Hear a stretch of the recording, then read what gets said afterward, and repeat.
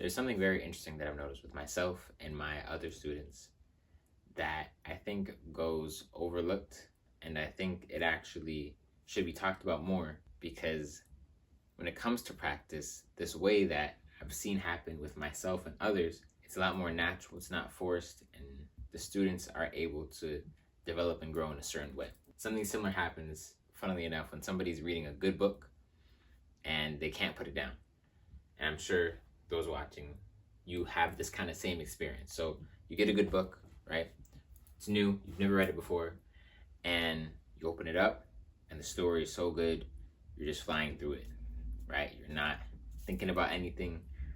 All your mind is on the story, and all you really care about is just the story and what's going on. You can't wait to get to the next page, and you're just so involved in the story. Or for those who don't read, I'm part of that club, just between me and you. For those who don't read as much, like myself, let's say you get a good series on TV, or a good album.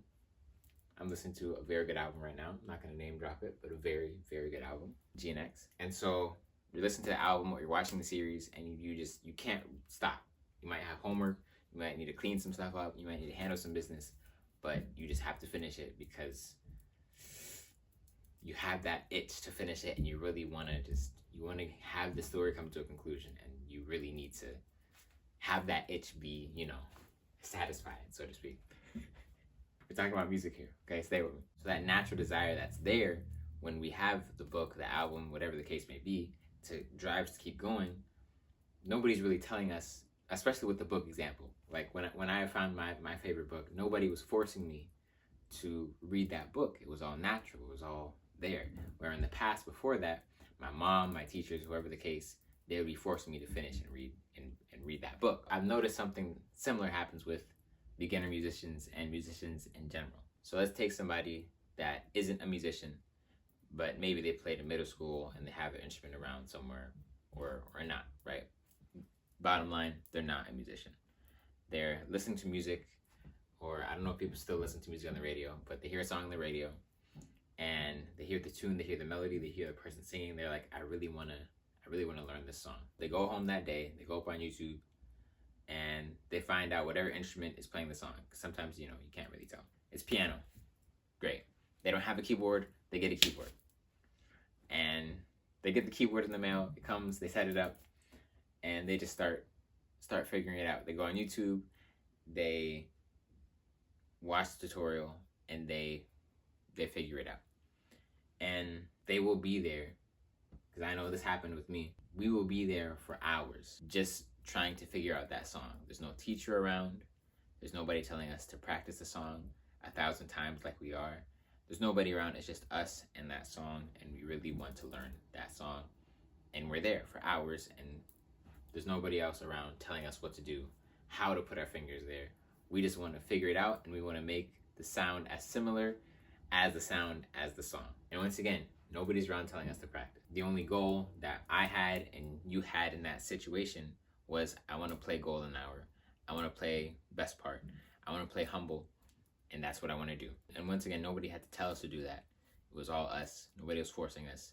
It was all of our own decision and desire. And we did it because it was fun. We wanted to play the song. We loved the song so much. We did it because it was fun, and that's what we wanted to do. And so I've realized for me, once I have a goal and once I have a desire, not only in music, but in anything, then there is nothing that's going to stop me from getting that goal and desire. Just like in that same scenario with the book and with learning the song, if we have a goal, I want to know what happens next in the story, or with music, I really want to be able to play Golden Hour or whatever the song is. If we have that goal and we have enough desire, we're just gonna learn it. We're gonna figure out a way. We're gonna do anything possible. We'll sit there for 2-3 hours and we'll figure out the song, just us and YouTube. In that mindset, in that mode, practice becomes so small and almost gross. And doing what we're doing, playing organically, is so much infinitely better. So the truth about practice is essentially, don't. That's the truth about practice. Don't practice. Especially when you're a beginner. And 1,000 music teachers just fainted right now. even though half of them don't practice themselves. So Akbar, what do you mean by don't practice? I mean, don't sit down for 30 minutes to 17,000 hours a day, just repeating the songs or repeating the scales or repeating the etudes mindlessly. That's not, if that's what you consider practice, don't ever do that again. If you're going to practice, and I need to take a break, because the word practice, at least for me, has become so, no, the word practice for me, and I'm sure many of you watching, has become such a word that gets people in this terrible kind of mindset, because we've heard practice so much from our teachers, whether it's in music or not. And whenever we hear that word, we just feel like, it's not practice. I don't think this is just for me. I think this is for a lot of people. Practice isn't something that is like welcomed. Practice isn't something that's necessarily loved. When people hear practice, from what I've seen and from what I've experienced myself, it's usually accompanied with a lot of dragging of the feet and people not really wanting to do it. When I say don't practice, that's what I'm talking about. Of course, as musicians, we need to know the music. I don't have sheet music on here. I have this book, but we need to know what we're playing. We need to be able to play it well, and perform it, and know it in a way where while we're performing, if we need to make some changes on the spot, we make some changes on the spot. That's what we need to be able to do. So of course, know your music, repeat your music and get to know it, but to mindlessly sit there for 30 minutes to 9 hours a day, that's not what we should be doing, even as advanced players or beginners. Beginners, I'm really talking to beginners when I say don't practice. Just as a disclaimer, I know some people might want to chop up my stuff, you know what I'm saying? Akbar said don't practice. Yes and no, depends on who you are in this musical journey, okay? So yes, don't just sit in one place for 30 minutes or for 30 minutes for 30 days, mindlessly repeating whatever song, hot correspondence. Because don't do that. Just don't do that. That builds a very strenuous and just terrible relationship between you, your instrument, and the music.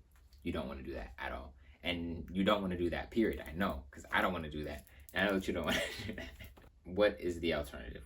When you go perform, you need to perform for a reason. You can't just go on stage to perform. That's not art. That's just whatever brain neural circuits that you're building up for 30 minutes for 30 days. That's what that is. And I've heard people play that have that, and it's not them, their soul. It's just whatever they've trained for the last 30 days, which, once again, that's part of it, but it's not the whole thing, okay? That's part of it, but it's not the whole thing. I'm repeating this a lot because once people get in their path, and other people agree that this is the way, when it's really not the way, then there's like this whole group of people that will just be so surprised that you said what is the actual way, which was the original way. And not, but it's just this idea that practice is sitting down for a certain amount of time, for a certain amount of days, getting the notes. That's not music, that's not art, that's not being a musician. That is just doing something for 30 days. And you go on stage and we all hear that. It might sound very cool, the skill might be there and the technique might be there, but it's not real. Music is not real art. Thank you for coming to my TED Talk. Video's not over yet though. When there's a song in front of you that you want to learn, that you listen to, and that you know that you can express yourself through, then practice automatically goes out the window. That practice mindset of sitting down for 30 minutes for 30 days, that is completely gone. Because now you have a goal, which is, even if you don't even know this as you're sitting down to play that piece that you want to play, your goal is to communicate something. Your goal is to talk to somebody. That's what I do when I'm performing live, or even when I'm on Instagram performing.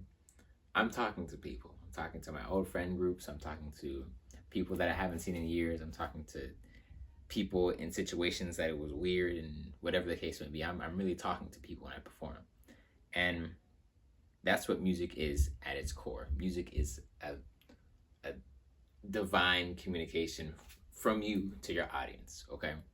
And so, once again, when you have a song that you want to play, and when you have the goal, which is to communicate to a person or people, and the desire, then this idea of practice and all this goes out the window, and you can just play.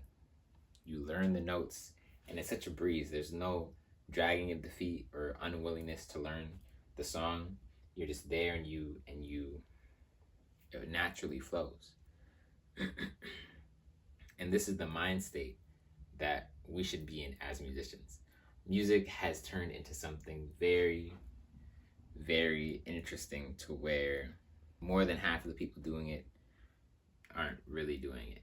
They're just repeating what they see. And like I said, doing something for 30 minutes, for 30 days, for 8 hours, for 30 days, whatever the case may be. That's part of it, but it's not the whole thing. Especially if you are new, you do not need to practice. All you need to do is you just need to play. When you're first starting out, you really want to build a relationship between you, the instrument, and the music. And if, as I mentioned in previous videos, if when you first start out, you're met with teachers who bring down the iron hammer or the iron rod, and they're like, practice every day, and that really kills the vibe. That's a super huge buzzkill, and it makes you conceive of the wrong goal. The goal is not to practice. The goal is to perform and to communicate. That's what the goal is. When we see or hear our favorite songs, yes, musically and technically, there can be a lot going on there. Especially when we go into the classical realm. Classical is all about the grandiose of things, But the goal is not to practice. The goal is to learn the song and communicate something through the song, using the song as a medium, or kind of like a carrier for your emotion. You know what I'm saying?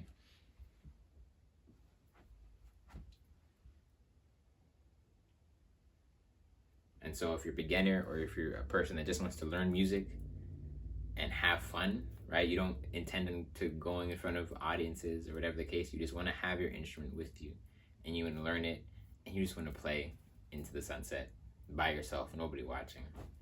You don't need to practice. You just need to play, okay? Don't get the idea of practice in your head. And I know that you don't have the idea of practice in your head because you're just enjoying it. And that is honestly one of the best places to be as a musician, because you're free. And that's what music should really be. Music should be a freeing thing. Expression and communication.